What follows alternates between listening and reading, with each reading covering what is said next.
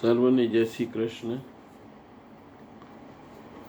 યદા યદા હિ ધર્મસ્ય ગ્લાનિર્ભવતી ભારત અભ્યુત્થાનમ ધર્મસ્ય તદાત્માનં સૃજામ્યહમ પરિત્રાણાય સાધૂનાં વિનાશાય ચ દુષ્કૃતાં ધર્મ સંસ્થાનાર્પાય સંભવામિ યુગે યુગે.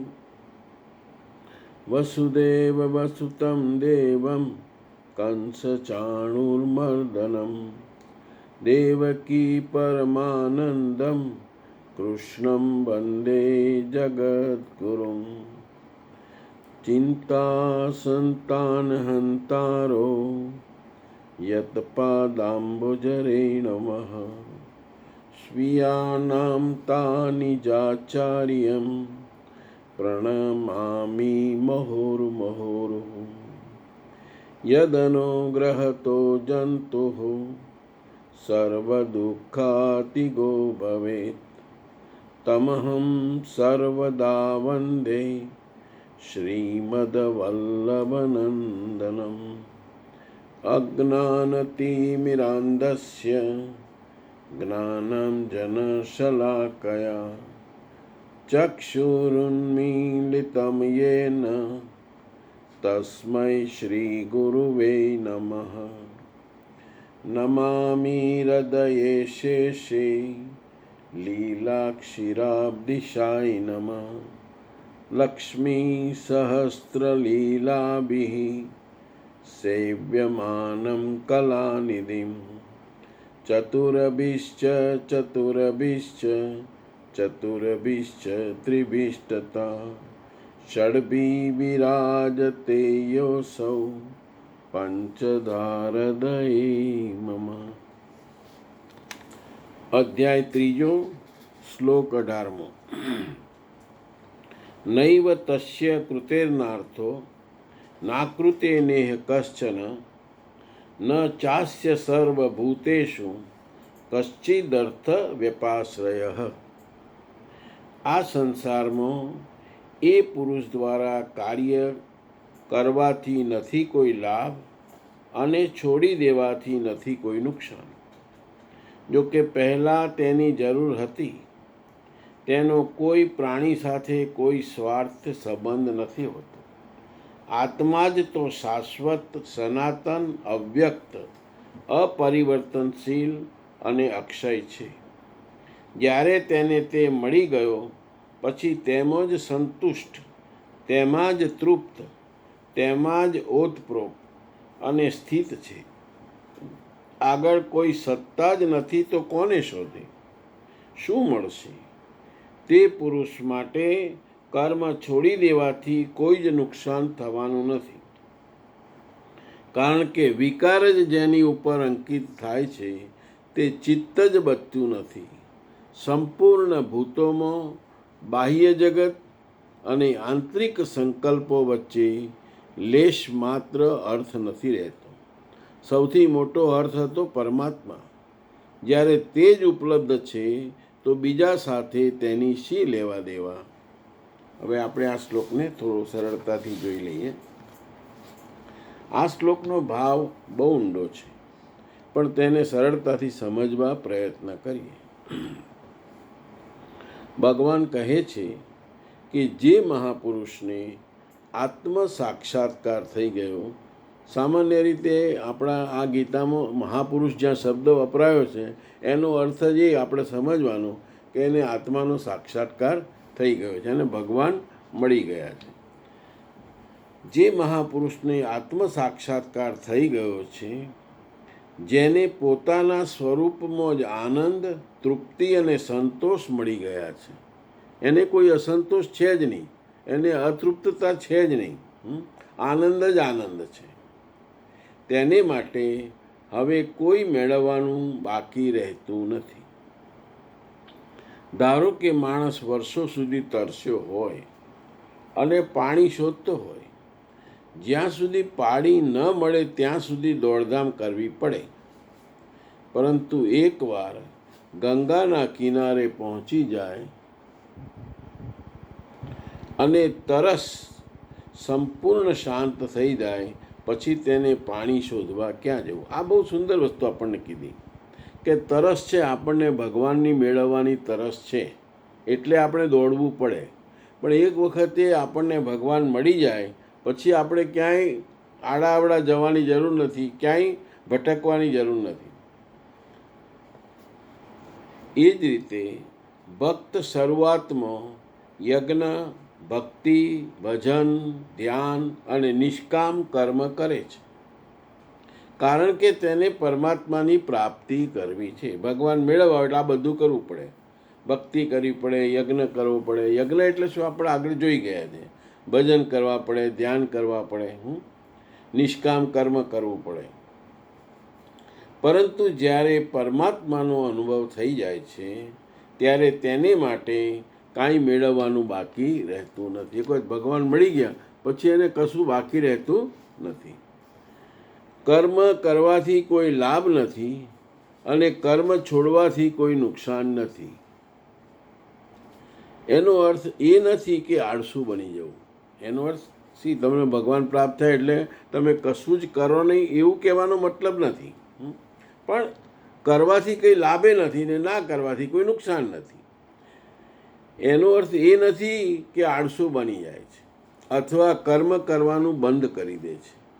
અર્થ એ છે કે હવે તે પોતાના લાભ માટે કર્મ કરતો, એને પોતાનો કોઈ લાભ જોઈતો જ નથી. ભગવાન મળી ગયા એનાથી વધારે દુનિયામાં કશું છે જ નહીં કે જેને મેળવવાનું હોય. એટલે હવે તે પોતાના લાભ માટે કર્મ કરતો નથી.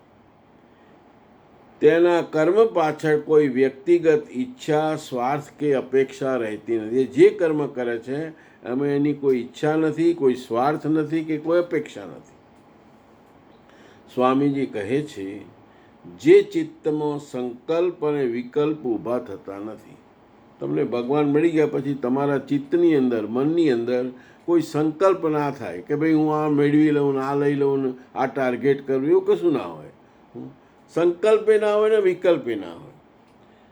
તે ચિત્ત જ પરમાત્મામાં લય પામી ગયું છે. એ મન છે ને ભગવાનમાં લય થઈ ગયું. તેથી હવે કામના, રાગ, દ્વેષ, માન, અપમાન જેવા વિકારો અંકિત થવાનો આધાર જ રહ્યો નથી. જે માણસને ભગવાનની પ્રાપ્તિ થઈ જાય છે એનામાં કોઈ કામના નથી હોતી, કોઈ રાગ નથી હોતો, કોઈ દ્વેષ નથી હોતો, એને કોઈ માનની જરૂર નથી, કોઈ અપમાનથી એને કંઈ ફરક પડતો નથી. કોઈ જાતના વિકારો એનામાં અંકિત થતા જ નથી. કોઈ અંકિત થવાનો આધાર જ નથી તો થાય કેવી રીતે? ભક્ત જ્યારે પરમાત્માને પ્રાપ્ત કરે પછી મારે આ મેળવવું છે, મારે આ કરવું છે, મારે આ બનવું છે એવી તમામ ઈચ્છાઓ સમાપ્ત થઈ જાય છે. અને આપણે જોઈએ છીએ જેને જેને ભગવાન પ્રાપ્ત કર્યા છે એવા મહાપુરુષો આપણે જોયા હોય, ઘણા બધાનો અનુભવ હશે જ. એમને કોઈ જ મેળવવાની કશી જ આશા, એમને કોઈ ચિંતા પણ નથી હોતી. સંપૂર્ણ ભૂતોમાં બાહ્ય જગત અને આંતરિક સંકલ્પો વચ્ચે લેશ માત્ર અર્થ નથી રહેતો. નો ભાવ એ છે કે હવે તેને ન તો બહારની વસ્તુમાં આકર્ષણ રહે છે, ન તો મનની કલ્પનાઓમાં રસ રહે છે.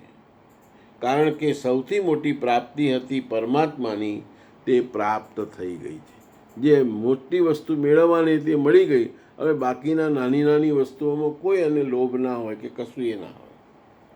તેથી હવે તે જગતમાં રહે છે, કર્મ કરે છે, લોકોનું કલ્યાણ પણ કરે છે, પરંતુ અંદરથી સંપૂર્ણ નિર્લેપ રહે છે.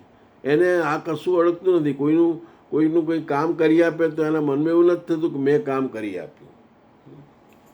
આ શ્લોક ભક્તિના અંતિમ શિખરની સ્થિતિનું વર્ણન કરે છે. એટલે તમે ભગવાન સુધી પહોંચ્યા એટલે એ ભક્તિનું છેલ્લું શિખર છે. એનાથી ઉપર કોઈ શિખર છે જ નહીં. જ્યાં ભક્તને સમજાય છે કે જે શોધતો હતો તે પોતે જ છે. અને ભગવાન મળ્યા એટલે શું કે હું ભગવાનને શોધતો હતો, પણ એ તો મારી અંદર જ છે. એને એ વખતે ખબર પડે છે જેને મળી જાય ને. અને જેને મેળવવા માટે પ્રયત્ન કરતો હતો તે પરમાત્મા સદા પોતાની અંદર જ હતા. આપણે દુનિયા ભટક્યા ખોળવા માટે, પણ હતા પોતાની અંદર જ. બહુ જ સુંદર શ્લોક છે અને બહુ ઊંડો ભાવાર્થ છે એનો. સમજ આપણે એનું ચિંતન કરીશું તો આપણને મગજમાં બેસશે. હવે 19મો શ્લોક. તસ્માદ સક્ત સતતમ કાર્ય કર્મ સમાચર અશક્તો વ્યાચરણ કર્મ પરમાત્નોતિ પુરુષ. આ સ્થિતિને પ્રાપ્ત કરવા તું અનાસક્ત બનીને નિરંતર કાર્ય કર્મ, જે કરવા યોગ્ય કર્મ છે તે કર્મને સારી રીતે કર. કારણ કે અનાસક્ત પુરુષ કર્મના આચરણથી પરમાત્માને પ્રાપ્ત થાય છે. નિયત કર્મ, કાર્ય કર્મ એક જ છે. કર્મની પ્રેરણા આપતા તેઓ કહે છે. આને પણ આપણે ડિટેલમાં જોઈ લઈએ.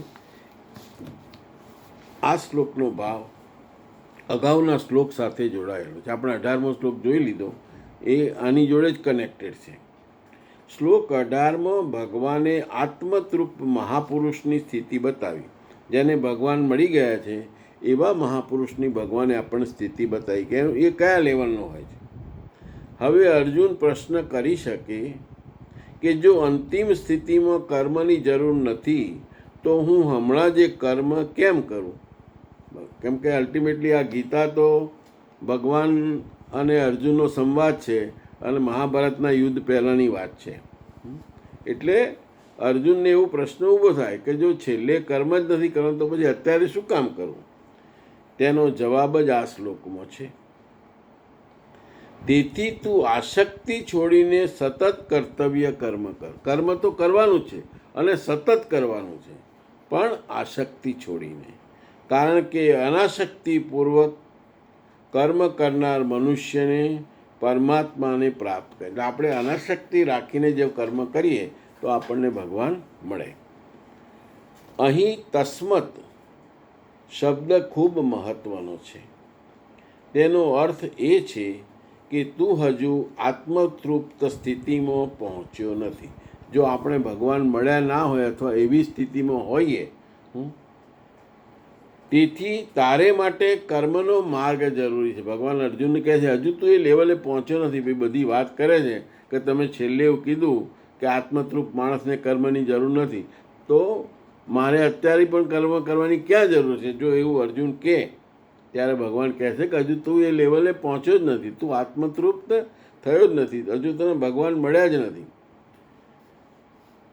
તેથી તારે માટે કર્મનો માર્ગ જરૂરી છે. નિયત કર્મ અને કાર્ય કર્મ અલગ નથી. નિયત કર્મ એટલે શું? આ બે શબ્દો છે, નિયત કર્મ અને કાર્ય કર્મ. નિયત કર્મ એટલે જે ભક્તે પરમાત્માની પ્રાપ્તિ માટે સ્વીકાર્યું છે. ભગવાન મેળવવા માટે આપણે જે કર્મ કરવું પડે એને આપણે નિયત કર્મ કહેવાય. અને એ કર્મ તમે કરો તો ખબર કેવી રીતે પડે? તો તમારા અંતઃકરણની શુદ્ધિ થતી જાય. ધીરે ધીરે આપણું અંતઃકરણ શુદ્ધ થતું જાય.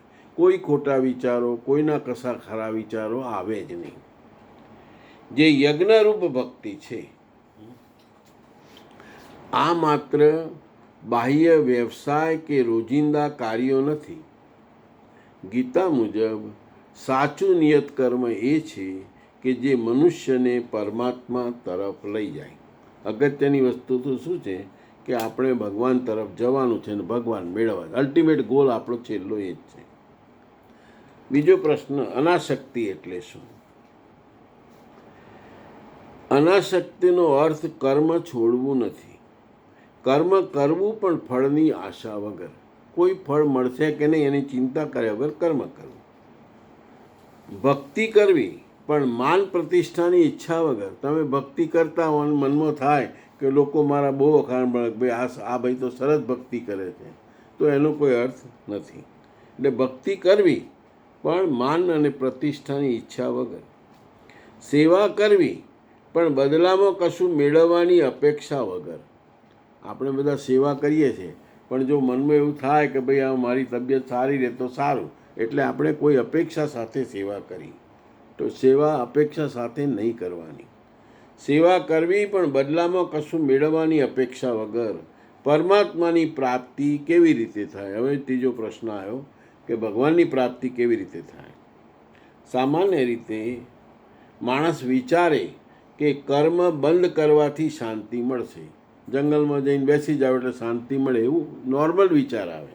સાચો નથી એ વિચાર, પાછો શાંતિ મળતી જ નથી. પરંતુ ગીતા કહે છે કે અહંકાર અને કામનાથી ભરેલું મન લઈને કર્મ છોડવાથી મુક્તિ મળતી નથી. જો તમારા મનમાં અહંકાર હોય અને કામનાઓ ભરેલી હોય તો તમે જંગલમાં જાઓ કે નદીના કિનારે જાઓ કે હિમાલય ઉપર જાઓ, ગમે ત્યાં જાઓ, તમને મુક્તિ મળતી નહીં એટલે ભગવાન નહીં મળે. વિપરીત રીતે જોઈએ, અનાસક્ત કર્મથી ચિત્ત શુદ્ધ થાય છે. ચિત્ત શુદ્ધ થતાં ધ્યાન સ્થિર બને. તમારું ચિત્ત શુદ્ધ થાય તો તમે ધ્યાન કરતા હો તો મન તમારું સ્થિર રહે, ભટકે નહીં. ચિત્ત શુદ્ધ થતાં ધ્યાન સ્થિર બને છે. ધ્યાનથી આત્મજ્ઞાન પ્રગટે છે. અને જો ધ્યાન તમારું એક વખત આવી ગયું તો ધ્યાનથી તમને આત્માનું જ્ઞાન પ્રગટ થાય છે. તમને ખબર પડે કે હું જુદો છું ને આત્મા જુદો છે. ધ્યાનથી આત્મજ્ઞાન પ્રગટે છે અને આત્મજ્ઞાનથી પરમાત્માની પ્રાપ્તિ થાય છે. કેમ કે આત્માનું જ્ઞાન થાય એટલે ખબર પડે કે આત્મા જ પરમાત્મા છે, એટલે પરમાત્માની પ્રાપ્તિ થાય છે. એટલે ભગવાન કર્મની પ્રેરણા આપે છે કે કર્મ તો કરવાનું છે. અર્જુનને ભગવાને કહે છે કે હજુ પૂર્ણ અવસ્થાએ પહોંચ્યો નથી, એવું ભગવાને કહ્યું આપેલા શ્લોકમાં, ભાઈ કે તું હજુ એ લેવલે પહોંચ્યો નથી, તેથી કર્મ છોડવાની વાત ન કર. આસક્તિ છોડ અને નિયત કર્મ કર. આ જ કર્મ ધીરે ધીરે તારા મનને શુદ્ધ કરશે અને અંતે તને તે જ આત્મતૃપ્તિ અવસ્થામાં પહોંચાડશે, જ્યાં પહોંચીને ક્યાંય કશું મેળવવાનું બાકી રહેતું નથી. એક વખત તમને ભગવાન મળી જાય અથવા આત્માનું જ્ઞાન મળી જાય પછી તમારે દુનિયામાં બીજું કશું, કેમ કે એનાથી ઉપર કશું છે જ નહીં. ભગવાનથી ઉપર ક્યાં કશું છે? હવે આપણે શ્લોક 20 લઈએ.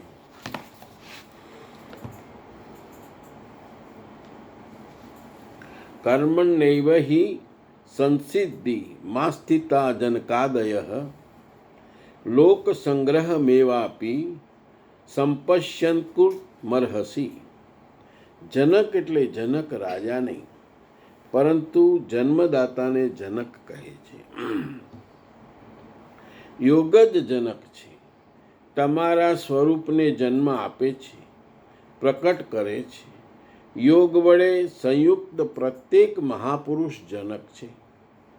આવા યોગ સંયુક્ત ઘણા બધા ઋષિઓ જનકાદનય, આ શ્લોકમાં શબ્દ આવ્યો જનકાદય, જનક વગેરે જ્ઞાનાજન મહાપુરુષોએ પણ કર્મણા એવં સંસિદ્ધિમ, કર્મો દ્વારા જ પરમ સિદ્ધિને પ્રાપ્ત કરે છે. પરમ સિદ્ધિનો અર્થ પરમ તત્વ પરમાત્માની પ્રાપ્તિ. અગાઉ જનક વગેરે જેટલા પણ મહર્ષિઓ થઈ ગયા છે તેઓ કાર્યકર્મ એટલે કે કરવા યોગ્ય કર્મ કે જે યજ્ઞની પ્રક્રિયા છે તેવા કર્મને કરીને સંસિદ્ધિ પરમ સિદ્ધિને પ્રાપ્ત થયેલા છે. પરંતુ પ્રાપ્તિ બાદ તેઓ પણ લોક સંગ્રહને નજર સમક્ષ રાખીને કર્મ કરે છે. લોકહિત ચાહીને કર્મ કરે છે. માટે તું પણ પ્રાપ્તિ પછી લોકનાયક બનવા માટે કાર્ય કરતા રહેવા યોગ્ય છે. હમણાં શ્રી કૃષ્ણે કહ્યું કે પ્રાપ્તિ પછી મહાપુરુષના કર્મ કરવાથી ન કોઈ લાભ થાય છે કે ન તો તે છોડી દેવાથી કોઈ હાનિ થાય છે. છતાં પણ લોકસંગ્રહ એટલે લોકોનું કલ્યાણ, લોકસંગ્રહ લોકહિતની વ્યવસ્થા માટે તેઓ સારી પેઠે નિયત કર્મનું આચરણ કરતા હોય છે. હવે આ શ્લોકને આપણે જરા સરળતાથી જોઈ લઈએ. આ શ્લોકનો ભાવ પણ ખૂબ જ ઊંડો છે. ભગવાન અર્જુનને કહે છે કે માત્ર સામાન્ય લોકો જ નહીં, પરંતુ ઘણા મહાન ઋષિ મહાપુરુષોએ પણ કર્મ દ્વારા જ પરમ સિદ્ધિ પ્રાપ્ત કરી છે. આ બહુ જ સુંદર વસ્તુ કીધી. પરમ સિદ્ધિ એટલે ભગવાન મેળવવા. ઘણા બધા માણસોએ કર્મ દ્વારા સિદ્ધિ મેળવી છે. અહીં જનક શબ્દનો અર્થ માત્ર મિથિલેના રાજા જનક નથી. સ્વામીજીના અનુસાર જનક એટલે એવા યોગી મહાપુરુષ જે આત્મ સ્વરૂપને પ્રકટ કરાવનાર છે, આત્મ જાગૃતિનો જન્મ કરાવનાર છે. આવા જનક ઋષિઓ અને મહાપુરુષોએ યજ્ઞરૂપ નિયત કર્મનો આશ્રય લઈને પરમાત્માની પ્રાપ્તિ કરી. એટલે કે કર્મનો માર્ગ છોડીને નહીં, પરંતુ યોગ્ય રીતે કર્મ કરતા કરતા તેઓ પૂર્ણતાને પહોંચ્યા. આમાં આ શબ્દ બહુ સમજવાનો છે, બહુ ઊંડાણથી. આ એક એક શ્લોક છે ને, એમાં બહુ ઊંડાણ છે. જેટલું તમે ઊંડા જશો એટલી વધારે. કે ભાઈ કર્મ કરવાનો, પણ શબ્દ સરસ કે યોગ્ય રીતે કર્મ કરવાનું. નહીંતર તો કર્મ તો બધા બહુ કરે છે. મજૂરીઓ મજૂરી કરે છે, એનાથી ભગવાન નથી મળતા. એટલે આ બહુ જ સમજવા જેવું છે કે કર્મ કયું કરવાનું. યોગ્ય રીતે કર્મ કરતાં તેઓ પૂર્ણતાને પહોંચ્યા. પરંતુ અહીં એક વિશેષ વાત છે. પરમાત્માની પ્રાપ્તિ થઈ ગયા પછી તેમના માટે કોઈ કર્તવ્ય બાકી રહેતું નથી. આપણે આગળ પણ જોઈ ગયા આગલા શ્લોકમાં કે જેને ભગવાન મળી જાય ને પછી આ દુનિયાનું કોઈ કર્મ કરવાનું બાકી રહેતું નથી. તેમને કાંઈ મેળવવાનું રહેતું નથી અને કાંઈ ગુમાવવાનો ભય પણ રહેતો નથી. એમની પછી કશું જતું રહેશે એવું એમને કોઈ ભય જ નથી, કેમ કે એમનું કશું છે જ નહીં એવું સમજી જાય છે. છતાં તેઓ કર્મ કરવાનું બંધ કરતા નથી. શા માટે? કારણ કે તેઓ પોતાને માટે નહીં, પરંતુ લોક સંગ્રહ માટે કાર્ય કરે છે. લોક સંગ્રહ એટલે લોકોનું કલ્યાણ, લોકો માટે સારો માર્ગ જીવંત રાખવો. તમે લોકો માટે એવો માર્ગ બનાવો કે જેનો ઉપયોગ લોકો સારી રીતે કરી શકે. સમાજને ધર્મ અને ભક્તિની દિશા બતાવી. લોકો સારા રસ્તે વળે, ભગવાન તરફ વળે, એટલે ધર્મ અને ભક્તિની એમને દિશા બતાવે. અર્જુનને પણ ભગવાન એ જ સમજાવે છે. તું ભક્ત છે, પહેલાં કર્મ દ્વારા પરમાત્માની પ્રાપ્તિ કર. પહેલાં તો તારો ફર્સ્ટ ગોલ આપણા બધાનું. અર્જુન તો એક આપણને સિમ્બલ આપ્યું છે, પણ આ બધી આખી ગીતા કહી છે આપણા માટે કે ભાઈ આપણે આ બધી ઝંઝટ કરતાં પહેલાં પરમાત્માની પ્રાપ્તિ થાય એ બહુ અગત્યનું છે. કર્મ દ્વારા પરમાત્માની પ્રાપ્તિ કર, અને જ્યારે પ્રાપ્તિ થઈ જાય ત્યારે પણ લોકહિત માટે બીજા લોકોને માર્ગદર્શન આપવા માટે કર્મ કરતો રહેજે.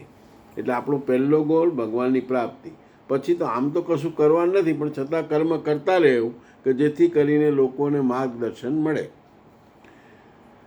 મુખ્ય સંદેશ આ શ્લોકનો: કર્મ છોડવાથી સિદ્ધિ મળતી નથી. નિષ્કામ ભાવથી કર્મ કરતાં કરતાં સિદ્ધિ મળે છે. અને સિદ્ધિ પછી પણ મહાપુરુષો પોતાના માટે નહીં, પરંતુ વિશ્વના કલ્યાણ માટે કર્મ કરતા રહે છે. આ જ લોક સંગ્રહનો આદેશ છે. હવે આપણે 21મો શ્લોક લઈએ.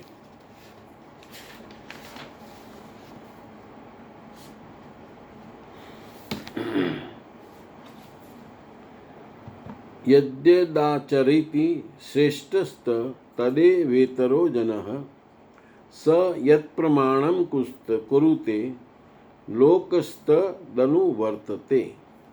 શ્રેષ્ઠ પુરુષ જે આચરણ કરે છે, અન્ય લોકો તે પ્રમાણે કરે છે. તે મહાપુરુષ જે કંઈ પણ પ્રમાણ કરી દે છે, સંસાર તેને અનુસરે. એકદમ આ સાચી વાત છે ને સમજવાની. જેમ મહાપ્રભુજી આપણને માર્ગ બતાવ્યો કે ભાઈ ભક્તિનો માર્ગ, સેવાનો માર્ગ, તો આપણે બધા એને અનુસરીએ છીએ. એટલે જે મહાપુરુષ એટલે જે ભગવાન સુધી પહોંચ્યા છે એવા. અન્ય લોકો તે પ્રમાણે કરે છે.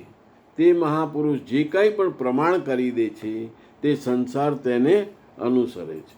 પહેલાં શ્રી કૃષ્ણે સ્વરૂપમાં સ્થિત આત્મતૃપ મહાપુરુષની રહેણી કરણી પર પ્રકાશ પાડ્યો કે તેના માટે કર્મ કરવાથી ન કોઈ લાભ છે અને ન કરવાથી કોઈ હાનિ છે. તો પણ જનકાદી સારી રીતે કર્મ કરતા રહ્યા હતા. અહીં શ્રી કૃષ્ણ પણ ધીમેથી પોતાના તે મહાપુરુષો સાથે સરખાવતો કહે છે, હું પણ એક મહાપુરુષ છું.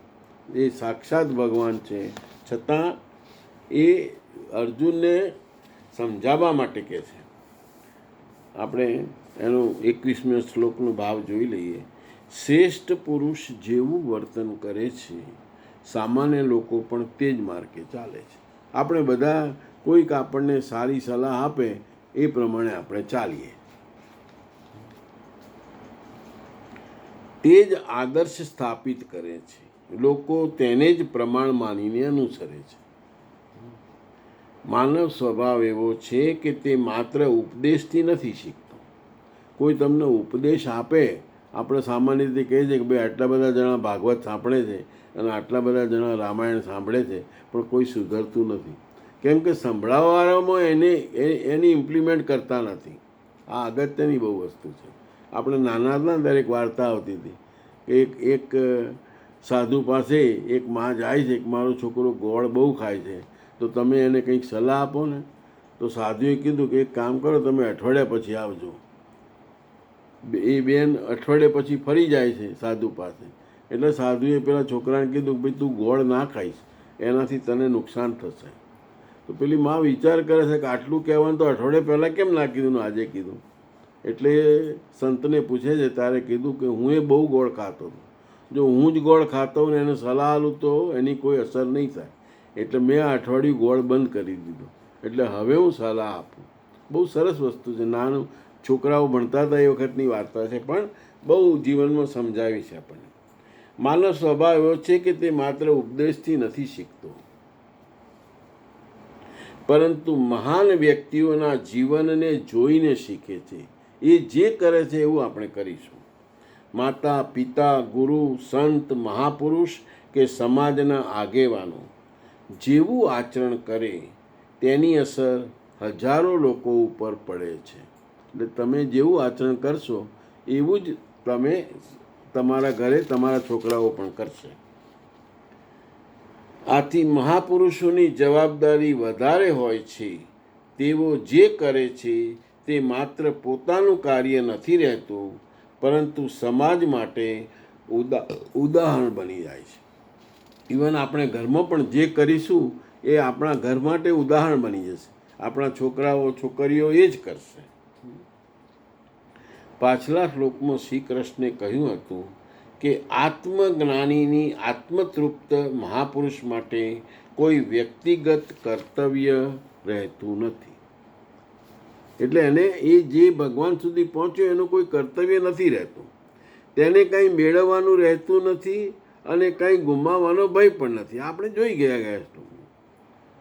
છતાં જનકાદી મહાપુરુષો લોકહિત માટે, પણ એ લોકોના હિત માટે કર્મ કરતા જ રહે છે. આપણે ઘણા બધા પૂજ્ય મોટા નડિયાદવાળા કે રામકૃષ્ણ પરમહંસ કે તમે સ્વામી વિવેકાનંદ, આ બધા તમે જુઓ કે જેમને સમાજ માટે જ કામ કર્યું છે, એમને કંઈ કરવાનું છે જ નહીં.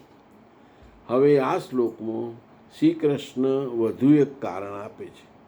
તેઓ કહે છે કે જો શ્રેષ્ઠ પુરુષ કર્મનો ત્યાગ કરી દે તો સામાન્ય લોકો પણ કર્મ છોડવા લાગી જાય. તેથી મહાપુરુષે પોતાના આચરણથી યોગ્ય માર્ગ બતાવવો જરૂરી છે. સ્વામીજી મુજબ અહીં શ્રી કૃષ્ણ ધીમે ધીમે પોતાને મહાપુરુષ સ્વરૂપનો સંકેત આપે છે.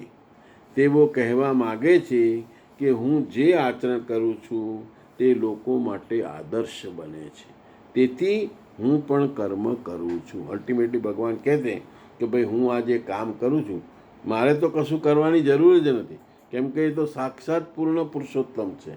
એટલે એમને કશું જ કરવાની જરૂર નથી.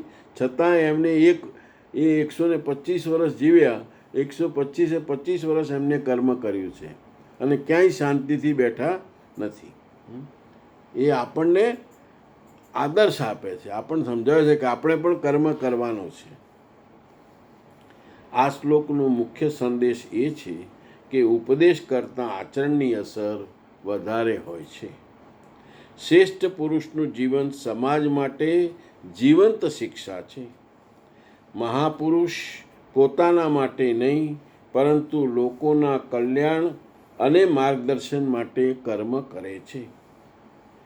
ભક્તે પણ પોતાના જીવનમાં આવો આદર્શ રાખવો જોઈએ કે તેના વર્તનથી બીજાને સારા માર્ગની પ્રેરણા મળે. એક સરળ ઉદાહરણ લઈએ તો શાળા કે ઓફિસમાં શિક્ષક કે મેનેજર સમયસર આવે, નિયમ પાળે અને મહેનત કરે તો વિદ્યાર્થીઓ કે સ્ટાફ પણ તે જ શીખે છે. પરંતુ શિક્ષક કે મેનેજર પોતે નિયમ ન પાળે તો વિદ્યાર્થીઓ કે સ્ટાફ ઉપર ઉપદેશની અસર થતી નથી. એ જ રીતે મહાપુરુષનું જીવન સમાજ માટે પ્રમાણ એટલે કે આદર્શરૂપ બની જાય છે. જય શ્રી કૃષ્ણ. હવે બુધવારે